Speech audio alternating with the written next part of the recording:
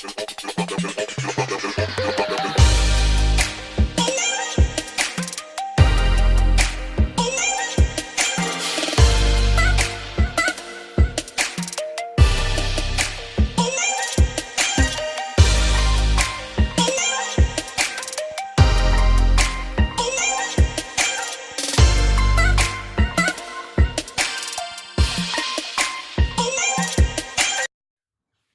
right, guys. So when we're looking at the question of obesity, when we're looking at the question of body composition, everyone's talking about calories, calories, calories. Do calories count? Of course they count, all right? But are they the only story? No, they're not the only story. People throw out the law of thermodynamics, talking about energy in, energy out. You can't create, you can just transform your energy.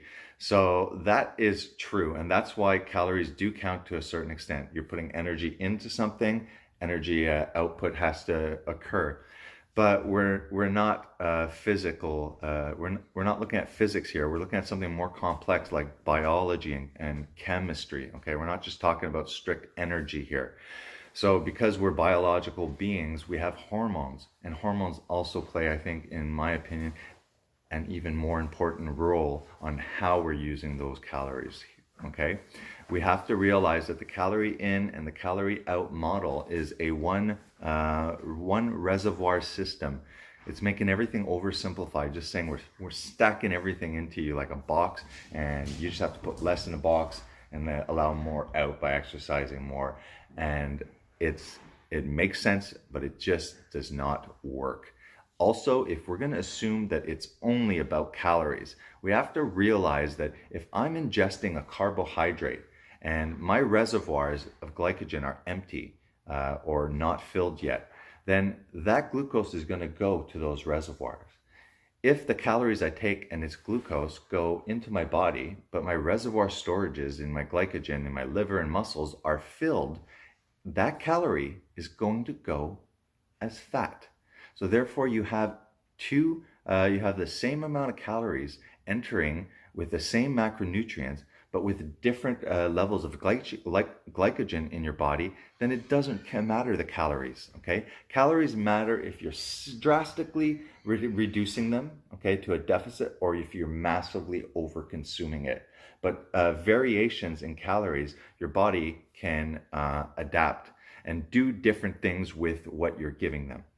If my macronutrient ratio of my diet is very, very high in carbohydrates, that means that insulin is going to be elevated often because of the higher glucose environment and the need for them to use the glucose and to put it somewhere outside of the bloodstream, right? So if I'm using a high carbohydrate diet, and what if I'm minimizing the fat? What if I am lower on the protein? I am going to tend to spill over my reservoirs to give too much fuel, because that's all that glucose is, and to be in excess and store as fat, right? So it's more tricky with the hormone insulin, that's a fat storage hormone.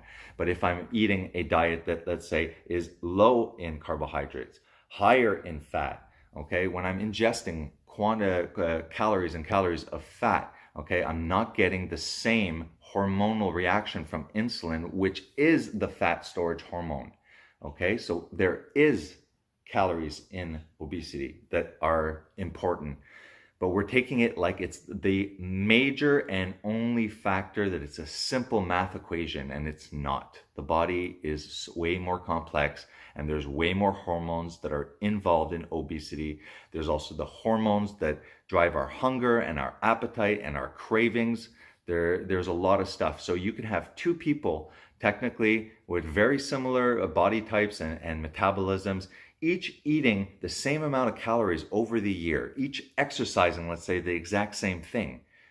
But at the end of the year, if they would do a CT scan and look at lean body mass and stuff like that, you can have two people eating the same calories, two people with the same weight, with very different body fat percentages and lean mass percentages.